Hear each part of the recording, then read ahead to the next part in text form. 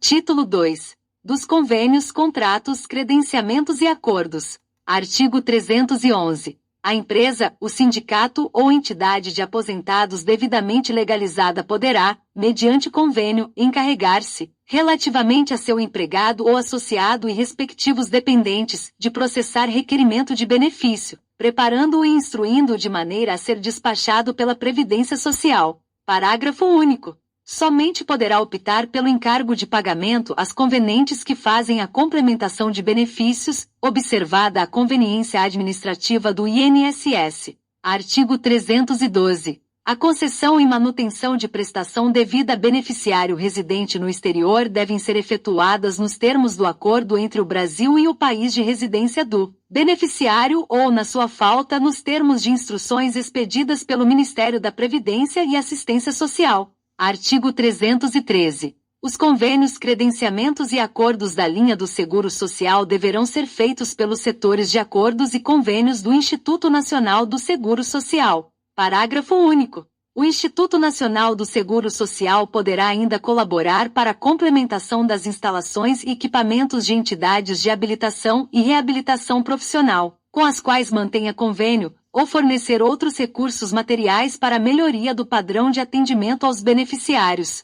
Artigo 314. A prestação de serviços da entidade que mantém convênio, contrato, credenciamento ou acordo com o Instituto Nacional do Seguro Social não cria qualquer vínculo empregatício entre este e o prestador de serviço. Artigo 315. Os órgãos da administração pública direta, autárquica e fundacional dos Estados, do Distrito Federal e dos municípios poderão, mediante convênio com a Previdência Social, encarregar-se, relativamente aos seus funcionários, de formalizar processo de pedido de certidão de tempo de contribuição para fins de contagem recíproca, preparando-o e instruindo-o de forma a ser despachado pelo Instituto Nacional do Seguro Social. Artigo 316. O Instituto Nacional do Seguro Social, de acordo com as possibilidades administrativas e técnicas das unidades executivas de reabilitação profissional, poderá estabelecer convênios ou acordos de cooperação técnico-financeira para viabilizar o atendimento às pessoas portadoras de deficiência. Artigo 317. Nos casos de impossibilidade de instalação de órgão ou setor próprio competente do Instituto Nacional do Seguro Social, assim como de efetiva incapacidade física ou técnica de implementação das atividades e atendimento adequado à clientela da Previdência Social, as unidades executivas de reabilitação profissional poderão solicitar a celebração de convênios, contratos ou acordos com entidades públicas ou privadas de comprovada idoneidade financeira e técnica, ou seu credenciamento para prestação de serviço por delegação ou simples cooperação técnica sob coordenação e supervisão dos órgãos competentes do Instituto Nacional do Seguro Social. Título 3. Da divulgação dos atos e decisões da Previdência Social. Artigo 318.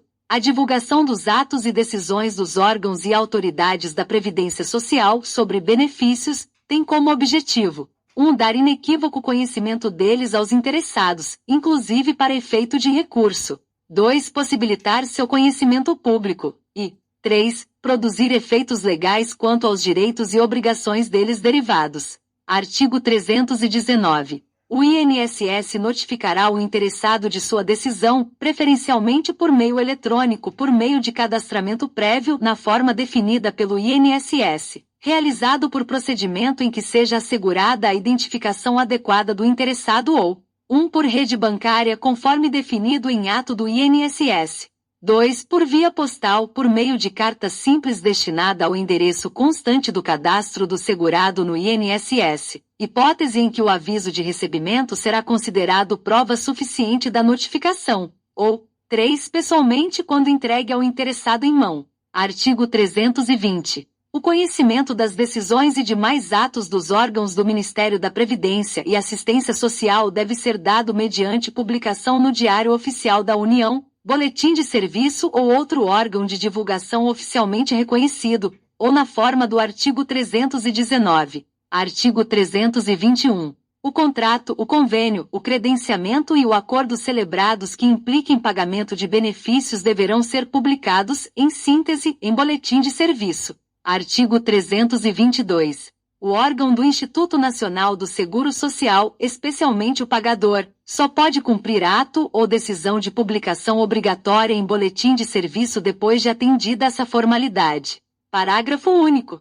O administrador que determina e o servidor que realiza pagamento sem observar o disposto neste artigo são civilmente responsáveis por ele, ficando sujeitos também às penalidades administrativas cabíveis. Artigo 323. Os atos de que trata este título serão publicados também no Diário Oficial da União, quando houver obrigação legal nesse sentido. Artigo 324. Os atos normativos ministeriais obrigam a todos os órgãos e entidades integrantes do Ministério da Previdência e Assistência Social, inclusive da administração indireta a ele vinculados. Artigo 325. Os atos e decisões normativas sobre benefícios dos órgãos e entidades da Previdência Social devem ser publicados na íntegra em boletim de serviço da entidade interessada, só tendo validade depois dessa publicação. Parágrafo único.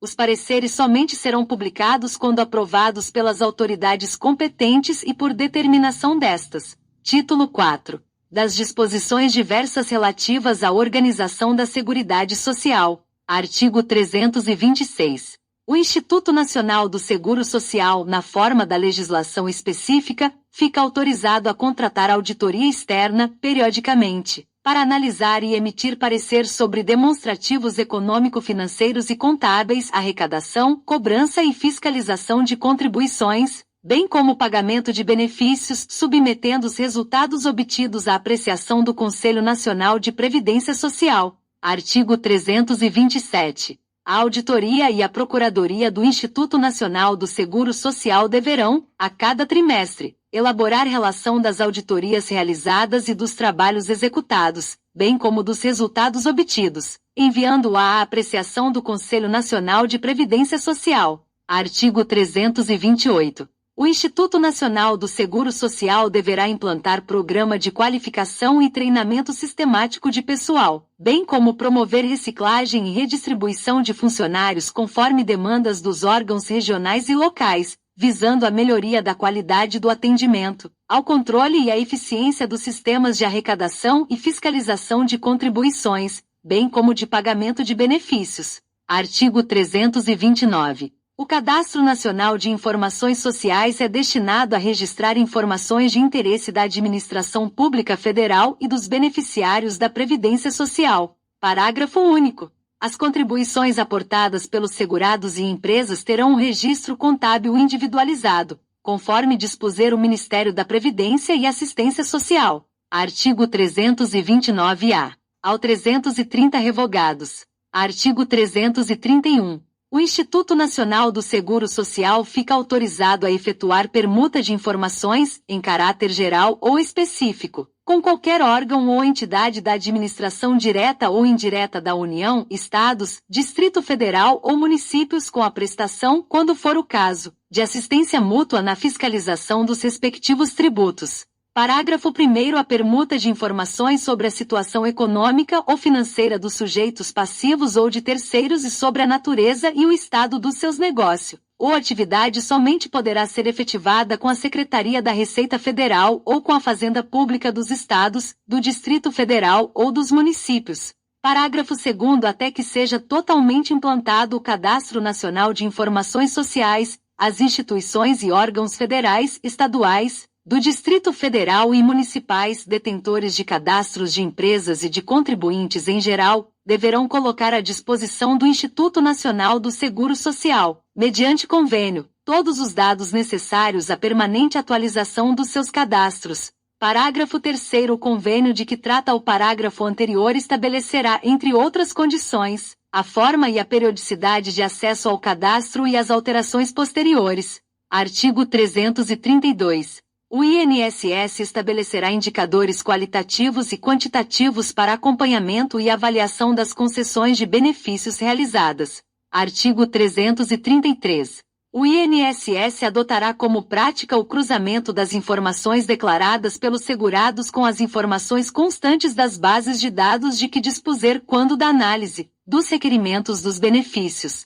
Artigo 334. Haverá no âmbito da Previdência Social uma ouvidoria geral, cujas atribuições serão definidas em regulamento específico. Artigo 335. Deverão ser enviadas ao Congresso Nacional anualmente acompanhando a proposta orçamentária da Seguridade Social, projeções atuariais relativas à Seguridade Social, abrangendo um horizonte temporal de no mínimo 20 anos, considerando hipóteses alternativas quanto às variações demográficas, econômicas e institucionais relevantes. Livro 6. Das Disposições Gerais. Artigo 336. Para fins estatísticos e epidemiológicos, a empresa deverá comunicar à Previdência Social o acidente de que tratam os artigos 19, 20, 21 e 23 da Lei nº 8.213, de 1991, ocorrido com o segurado empregado, exceto o doméstico, e o trabalhador avulso, até o primeiro dia útil seguinte ao da ocorrência e, em caso de morte, de imediato à autoridade competente, sob pena da multa aplicada e cobrada na forma do artigo 286.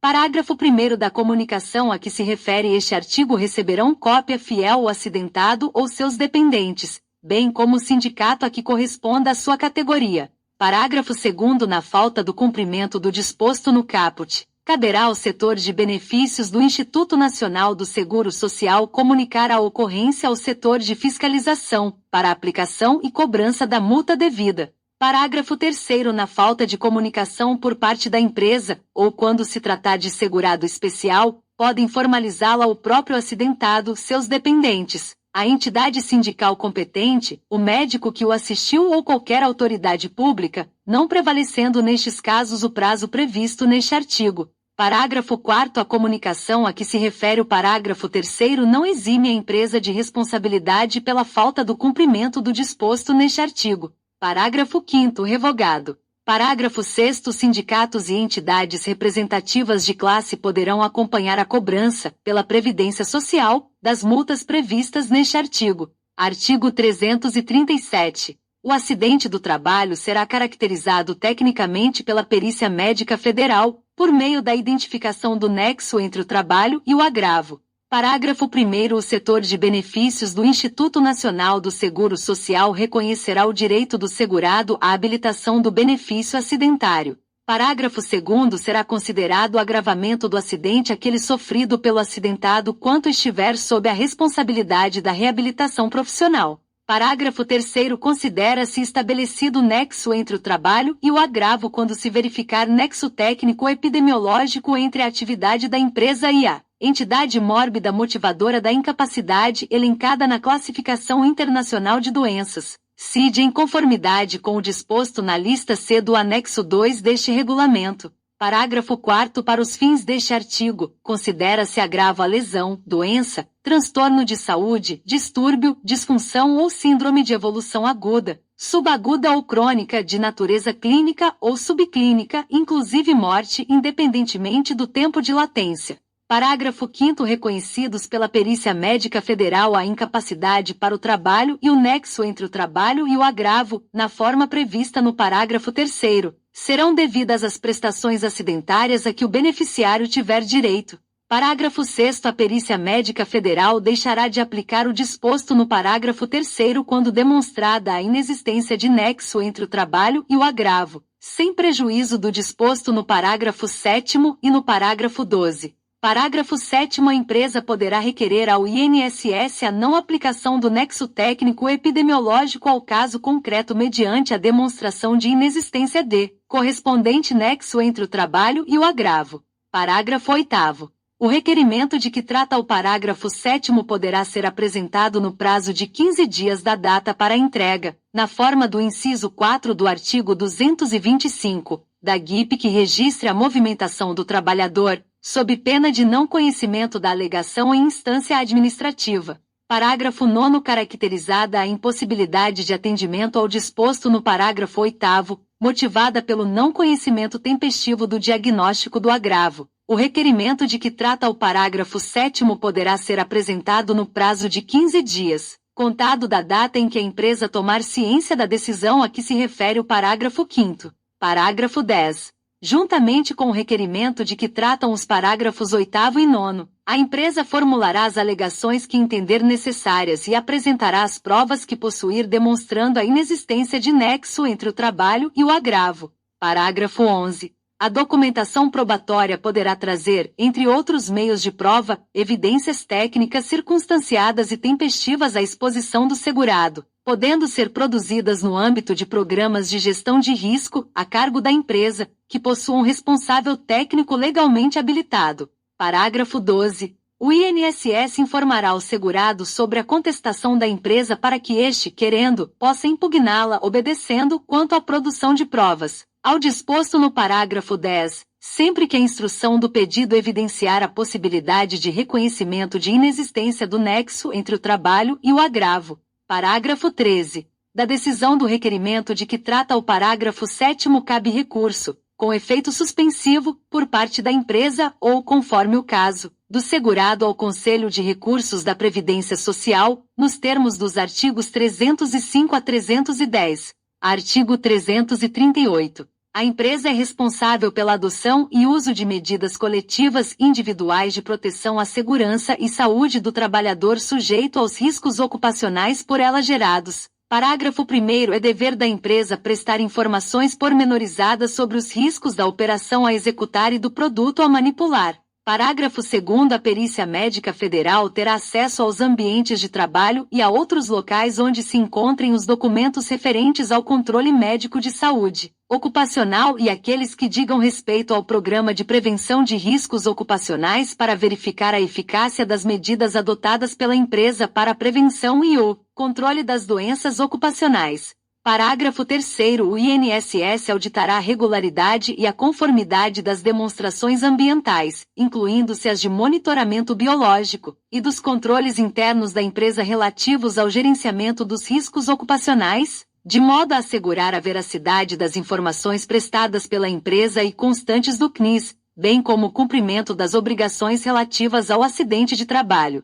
Parágrafo 4º. Sempre que a Perícia Médica Federal constatar o descumprimento do disposto neste artigo, esta comunicará formalmente aos demais órgãos interessados, inclusive para fins de aplicação e cobrança da multa devida. Artigo 339. O Ministério do Trabalho e Emprego fiscalizará e os sindicatos e entidades representativas de classe acompanharão o fiel cumprimento do disposto nos artigos 338 e 343. Artigo 340. Por intermédio dos estabelecimentos de ensino, sindicatos, associações de classe, Fundação Jorge Duprá Figueiredo de Segurança e Medicina do Trabalho, órgãos públicos e outros meios, serão promovidas regularmente instrução e formação com vistas a incrementar costumes e atitudes prevencionistas em matéria de acidentes, especialmente daquele referido no artigo 336. Artigo 341. O INSS ajuizará ação regressiva contra os responsáveis nas hipóteses de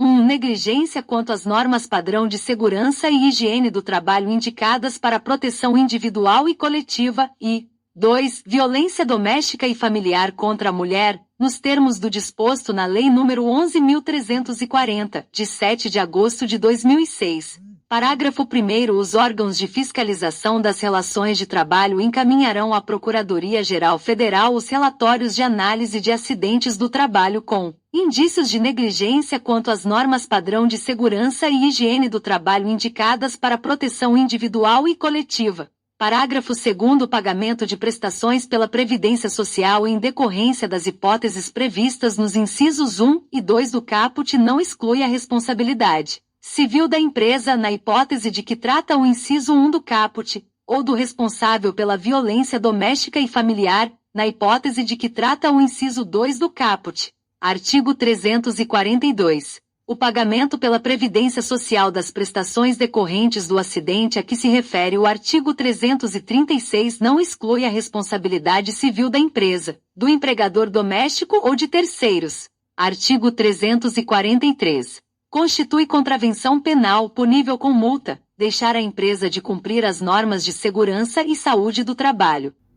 Artigo 344. Os litígios e medidas cautelares relativos aos acidentes de que trata o artigo 336 serão apreciados, 1. Na esfera administrativa pelos órgãos da Previdência Social, segundo as regras e prazos aplicáveis às demais prestações, com prioridade para a conclusão, e 2. Na via judicial pela Justiça dos Estados e do Distrito Federal, segundo rito sumaríssimo, inclusive durante as férias forenses, mediante petição instruída pela prova de efetiva notificação do evento à Previdência Social, através da comunicação de acidente do trabalho. Parágrafo único.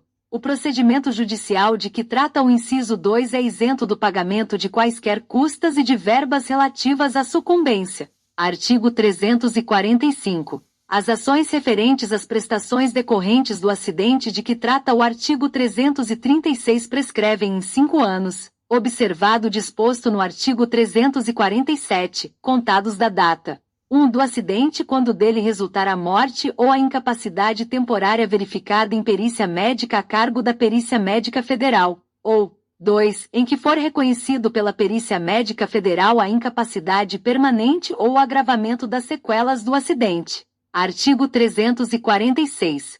O segurado que houver sofrido o acidente a que se refere o artigo 336 terá garantida, pelo prazo mínimo de 12 meses, a manutenção de seu contrato de trabalho na empresa, após a cessação do auxílio por incapacidade temporária decorrente de acidente, independentemente da percepção de auxílio-acidente. Artigo 347. É de 10 anos o prazo de decadência de todo e qualquer direito ou ação do segurado ou beneficiário para revisão dos atos de concessão, indeferimento, cancelamento ou cessação de benefício e dos atos de deferimento, indeferimento ou não concessão de revisão de benefício, contado 1. Do primeiro dia do mês subsequente ao do recebimento da primeira prestação ou da data em que a prestação deveria ter sido paga com o valor revisto, ou 2. Do dia em que o segurado tiver ciência da decisão de indeferimento, cancelamento ou cessação do seu pedido de benefício ou da decisão de deferimento ou indeferimento de revisão de benefício no âmbito administrativo. Parágrafo 1º prescreve em 5 anos, a contar da data em que deveriam ter sido pagas, toda e qualquer ação para haver prestações vencidas ou quaisquer restituições ou diferenças devidas pela Previdência Social, salvo o direito dos menores, incapazes e ausentes na forma do Código Civil. Parágrafo 2º não é considerado pedido de revisão de decisão indeferitória definitiva, mas de novo pedido de benefício, o que vier acompanhado de outros documentos além dos já existentes no processo.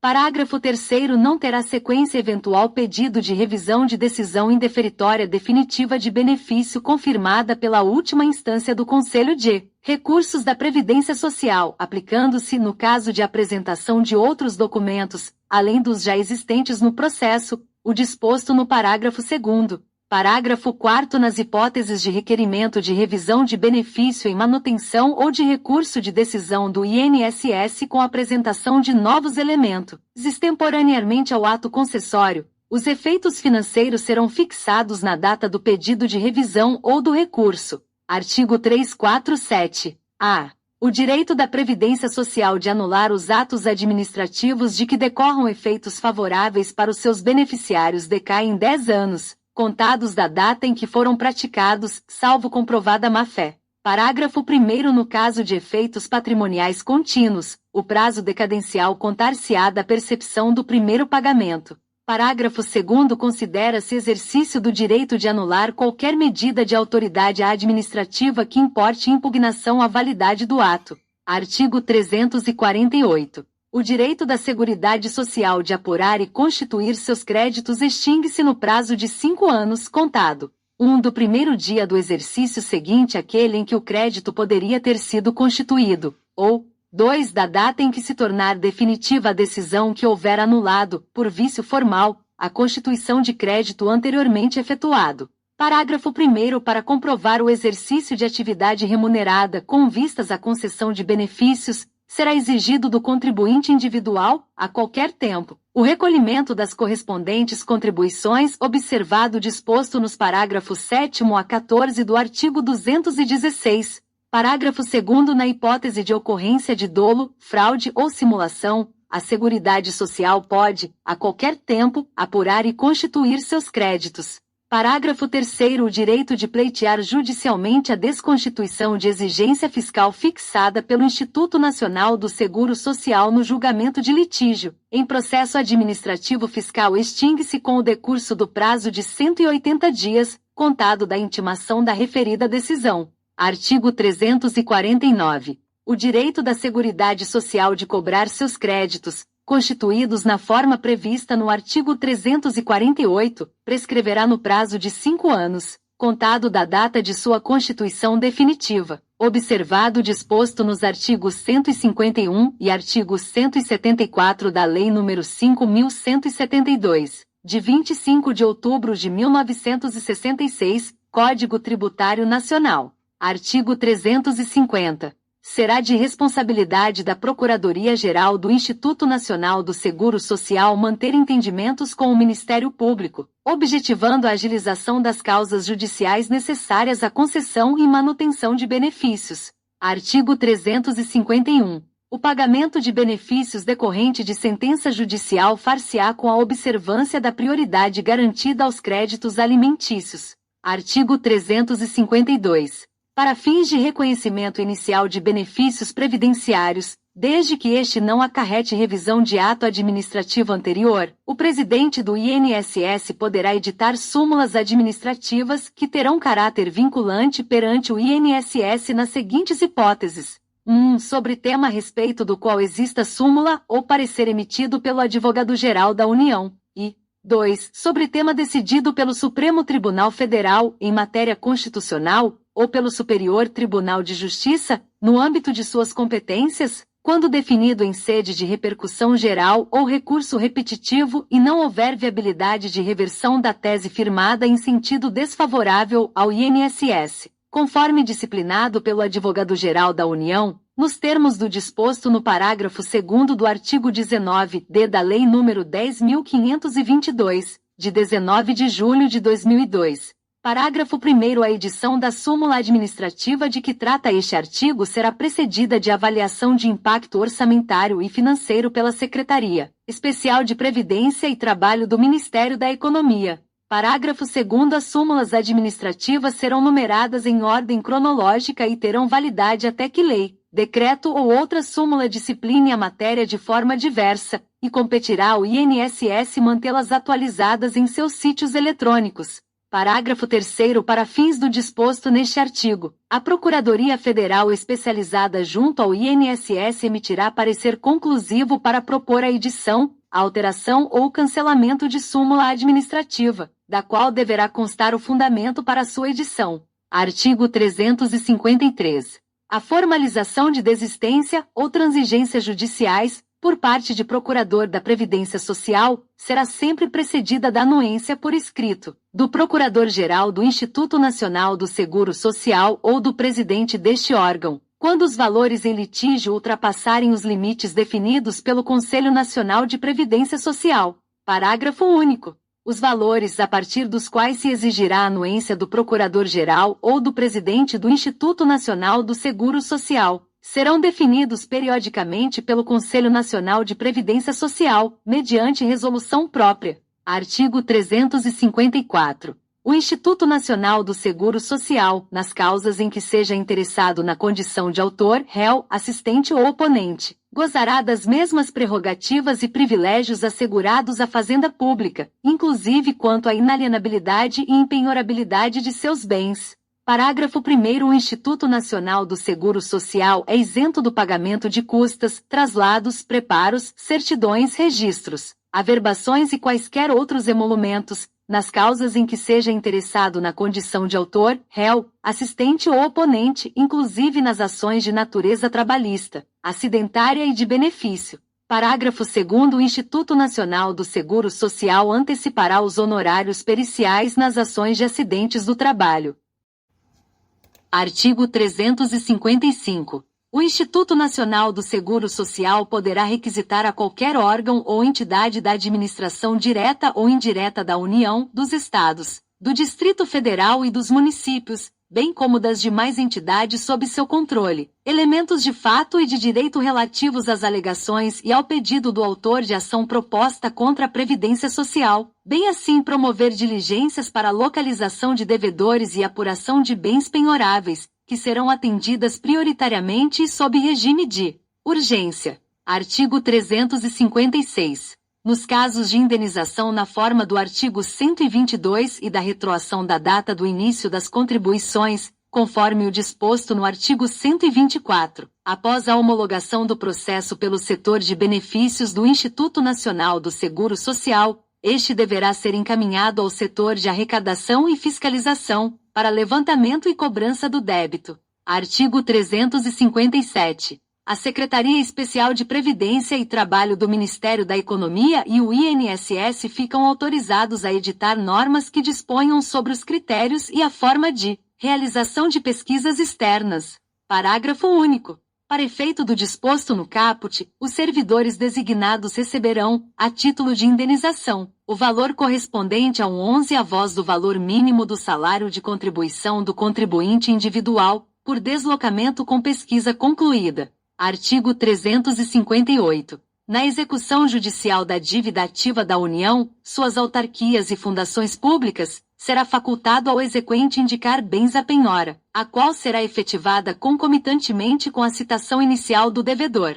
Parágrafo 1º. Os bens penhorados nos termos deste artigo ficam desde logo indisponíveis. Parágrafo 2º. Efetuado o pagamento integral da dívida executada, com seus acréscimos legais, no prazo de 2 dias úteis contados da citação, independentemente da juntada aos autos do respectivo mandado, poderá ser liberada a penhora, desde que não haja outra execução pendente. Parágrafo 3º. O disposto neste artigo aplica-se também às execuções já processadas. Parágrafo 4º. Não sendo opostos embargos, no prazo legal, ou sendo eles julgados improcedentes, os autos serão conclusos ao juiz do feito, para determinar o prosseguimento da execução. Artigo 359. O Instituto Nacional do Seguro Social poderá contratar leiloeiros oficiais para promover a venda administrativa dos bens, adjudicados judicialmente ou que receberem dação de pagamento.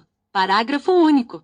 O Instituto Nacional do Seguro Social, no prazo de 60 dias, providenciará a alienação do bem por intermédio do leiloeiro oficial. Artigo 360. Nas execuções fiscais da dívida ativa do Instituto Nacional do Seguro Social, o leilão judicial dos bens penhorados realizar-se-á por leiloeiro oficial, indicado pelo credor, que procederá à asta pública. 1. No primeiro leilão pelo valor do maior lance, que não poderá ser inferior ao da avaliação, ou 2. No segundo leilão por qualquer valor excetuado o vil. Parágrafo 1º. Poderá o juiz, a requerimento do credor, autorizar seja parcelado o pagamento do valor da arrematação, na forma prevista para os parcelamentos administrativos de débitos previdenciários. Parágrafo 2º. Todas as condições do parcelamento deverão constar do edital de leilão. Parágrafo 3º. O débito do executado será quitado na proporção do valor de arrematação. Parágrafo 4º. O arrematante deverá depositar no ato o valor da primeira parcela. Parágrafo 5º. Realizado o depósito, será expedida a carta de arrematação, contendo as seguintes disposições: 1. Valor da arrematação, valor e número de parcelas mensais em que será pago. 2. Constituição de hipoteca do bem adquirido ou de penhor em favor do credor, servindo a carta de título hábil para registro da garantia. 3. Indicação do arrematante como fiel depositário do bem móvel, quando constituído penhor. E 4. Especificação dos critérios de reajustamento do saldo e das parcelas, que será sempre o mesmo vigente para os parcelamentos de créditos previdenciários. Parágrafo 6º. Se o arrematante não pagar no vencimento qualquer das parcelas mensais, o saldo devedor remanescente vencerá antecipadamente e será acrescido em 50% de seu valor a título de multa, devendo de imediato ser inscrito em dívida ativa e executado. Parágrafo 7º. Se no primeiro ou no segundo leilões a que se refere o caput não houver licitante, o Instituto Nacional do Seguro Social poderá adjudicar o bem por 50% do valor da avaliação. Parágrafo 8º. Se o bem adjudicado não puder ser utilizado pelo Instituto Nacional do Seguro Social e for de difícil venda, poderá ser negociado ou doado a outro órgão ou entidade pública que demonstre interesse na sua utilização. Parágrafo 9º. Não havendo interesse na adjudicação, poderá o juiz do feito, de ofício ou a requerimento do credor, determinar sucessivas repetições da asta pública. Parágrafo 10º. O leiloeiro oficial, a pedido do credor, poderá ficar como fiel depositário dos bens penhorados e realizar a respectiva remoção. Artigo 361. O Instituto Nacional do Seguro Social poderá concordar com valores divergentes, para pagamento da dívida objeto de execução fiscal, quando a diferença entre os cálculos de atualização da dívida por ele elaborados ou levados a efeito pela contadoria do juízo e os cálculos apresentados pelo executado for igual ou inferior a 5%.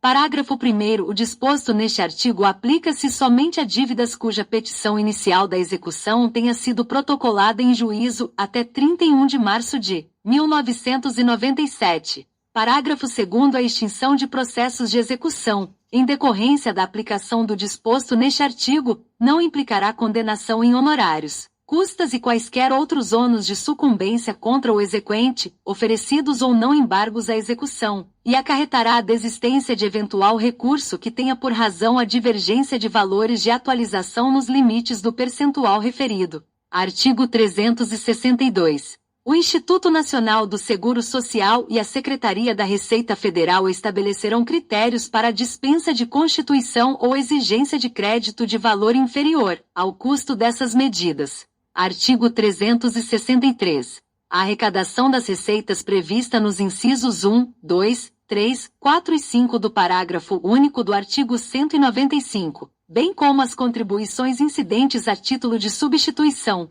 e o pagamento dos benefícios da Seguridade Social serão realizados pela rede bancária ou por outras formas, nos termos e condições aprovados pelo Conselho Nacional de Previdência Social. Artigo 364. As receitas provenientes da cobrança de débitos dos Estados, do Distrito Federal e dos municípios e da alienação, arrendamento ou locação de bens móveis ou imóveis pertencentes ao patrimônio do Instituto Nacional do Seguro Social deverão constituir reserva técnica de longo prazo, que garantirá o seguro social instituído no Plano de Benefícios da Previdência Social. Parágrafo único. É vedada a utilização dos recursos de que trata este artigo para cobrir despesas de custeio em geral, inclusive as decorrentes de criação, majoração ou extensão dos benefícios ou serviços da Previdência Social, admitindo-se sua utilização, excepcionalmente em despesas de capital, conforme definido na Lei Orçamentária.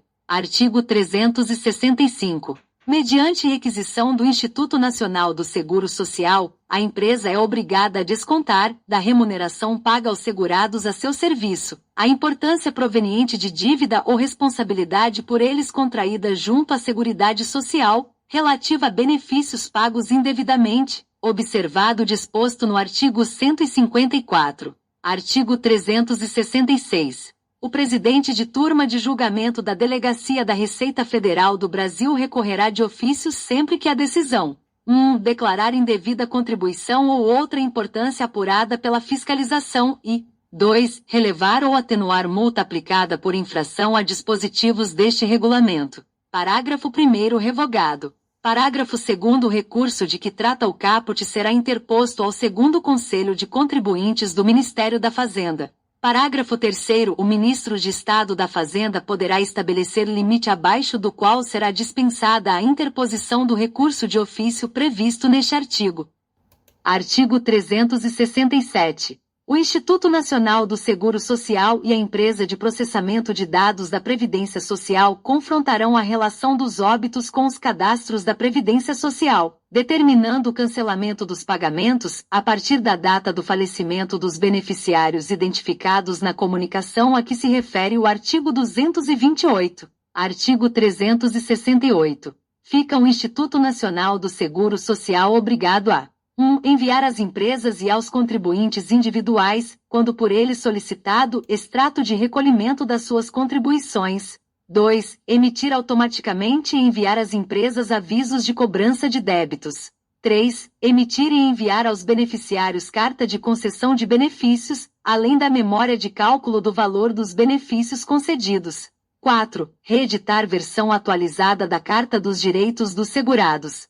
5. Divulgar, com a devida antecedência pelos meios de comunicação, alterações das contribuições das empresas e dos segurados em geral. 6. Descentralizar progressivamente o processamento eletrônico das informações, mediante extensão dos programas de informatização aos postos de atendimento e às gerências regionais de arrecadação e fiscalização. E 7. Garantir a integração dos sistemas de processamento eletrônico de informações e sua compatibilidade com o Cadastro Nacional de Informações Sociais. 8. Tornar disponível ao público, inclusive por meio de rede pública de transmissão de dados, informações atualizadas sobre as despesas do Regime Geral de Previdência Social, bem como os critérios e parâmetros adotados para garantir o seu equilíbrio financeiro e atuarial. Parágrafo único.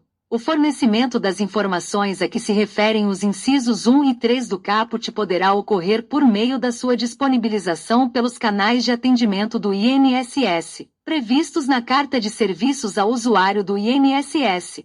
Artigo 369. Os depósitos judiciais e extrajudiciais referentes a contribuições sociais e outras importâncias arrecadadas pelo Instituto Nacional do Seguro Social serão efetuados na Caixa Econômica Federal mediante guia de recolhimento específica para essa finalidade, conforme modelo a ser aprovado pelo Instituto Nacional do Seguro Social e confeccionado e distribuído pela Caixa Econômica Federal. Parágrafo 1º. Quando houver mais de um interessado na ação, o depósito será efetuado, à ordem e disposição do juízo, em nome de cada contribuinte, individualizadamente. Parágrafo 2º. A guia de recolhimento conterá, além de outros elementos fixados em ato normativo da autoridade competente, os dados necessários à identificação do órgão judicial em que tramita a ação. Parágrafo 3º. No caso de recebimento de depósito judicial, a Caixa Econômica Federal remeterá uma via da guia de recolhimento ao órgão judicial em que tramita a ação.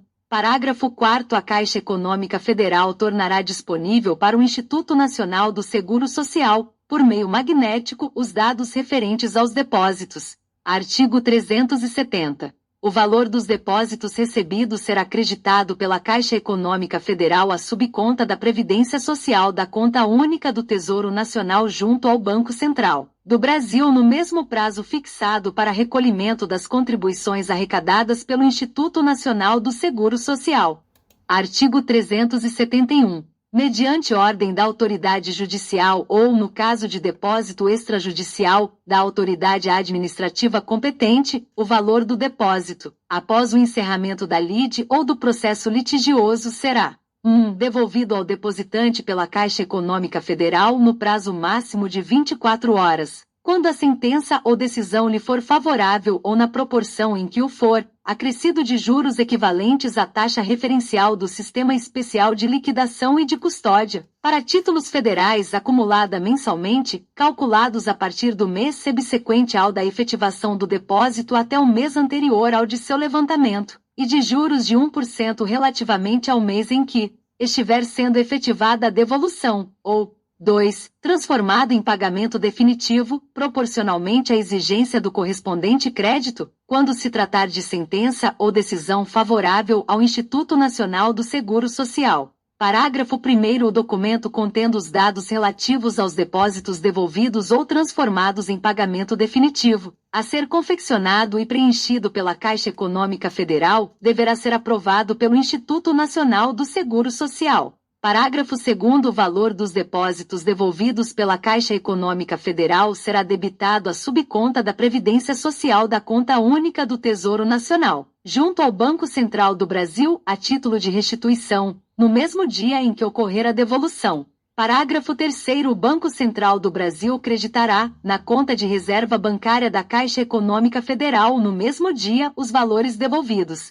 Parágrafo 4º. Os valores das devoluções, inclusive dos juros acrescidos, serão contabilizados como estorno da respectiva espécie de receita em que tiver sido contabilizado o depósito. Parágrafo 5º. No caso de transformação do depósito em pagamento definitivo, a Caixa Econômica Federal efetuará baixa em seus controles e comunicará a ocorrência ao Instituto Nacional do Seguro Social. Parágrafo 6º. A Caixa Econômica Federal manterá controle dos valores depositados, devolvidos e transformados em pagamento definitivo, por contribuinte e por processo, devendo, relativamente aos valores depositados e respectivos acréscimos de juros, tornar disponível o acesso aos registros, emitir extratos mensais e remetê-los ao Instituto Nacional do Seguro Social. Parágrafo 7º. Os extratos referidos neste artigo conterão dados que permitam identificar o depositante, o processo administrativo ou judicial, a movimentação dos depósitos durante o mês, além de outros elementos considerados indispensáveis.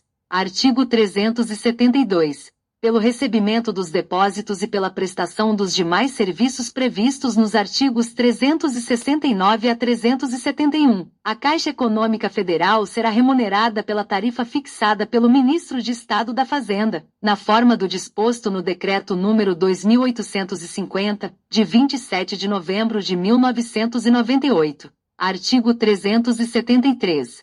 Os valores expressos em moeda corrente referidos neste regulamento, exceto aqueles referidos no artigo 288, são reajustados nas mesmas épocas e com os mesmos índices utilizados para o reajustamento dos benefícios de prestação continuada da Previdência Social. Artigo 374. Serão aceitos os números de inscrição no Cadastro Geral de Contribuintes, até que seja concluída, pela Secretaria da Receita Federal, a implantação do Cadastro Nacional da Pessoa Jurídica. Artigo 375. Ficam anistiados por força do artigo 3º da Lei nº 9.476, de 23 de julho de 1997, os agentes políticos e os dirigentes de órgãos públicos estaduais, do Distrito Federal ou municipais, a quem foram impostas penalidades pecuniárias pessoais até 24 de julho de 1997, em decorrência do disposto no artigo 289. Artigo 376. A multa de que trata a linha, e do inciso 1 do artigo 283 retroagirá a 16 de abril de 1994, na que for mais favorável. Artigo 377. Os recursos a que se refere o Decreto número 2536, de 6 de abril de 1998, não têm efeito suspensivo. Artigo 378. Revogado. Artigo 379. A pessoa jurídica de direito privado já beneficiária da isenção ou que já a tenha requerido e que atenda ao disposto nos artigos 206 ou 207 está dispensada do requerimento previsto no artigo 208, devendo, até 30 de maio de 1999, 1. Comunicar ao Instituto Nacional do Seguro Social que está enquadrada nos artigos 206 ou 207 e 2. Apresentar ao Instituto Nacional do Seguro Social o plano de ação de atividades a serem desenvolvidas durante o ano em curso. Parágrafo único. O Conselho Nacional de Assistência Social, mediante resolução que observe a natureza dos serviços assistenciais, poderá, por proposição da Secretaria de Estado de Assistência Social, considerar atendido o requisito de gratuidade, à vista de doações ou contribuições voluntárias feitas por terceiros, pelos responsáveis ou pelos próprios beneficiários dos serviços, desde que garantido o livre acesso a esses serviços independentemente dessas doações e contribuições, não se lhes aplicando o disposto nos parágrafos 2º e 3º do artigo 206. Artigo 380. Fica cancelada, a partir de 1º de abril de 1999, toda e qualquer isenção de contribuição para a Seguridade Social concedida, em caráter geral ou especial, em desacordo com os artigos 206 ou 207. Artigo 381. As normas deste regulamento de natureza procedimental aplicam-se imediatamente a todos os processos pendentes no Ministério da Previdência e Assistência Social e no Instituto Nacional do Seguro Social. Artigo 382. Os tratados, convenções e outros acordos internacionais de que Estado estrangeiro ou organismo internacional e o Brasil sejam partes, e que versem sobre matéria previdenciária, serão interpretados como lei especial. Regulamento da Previdência Social.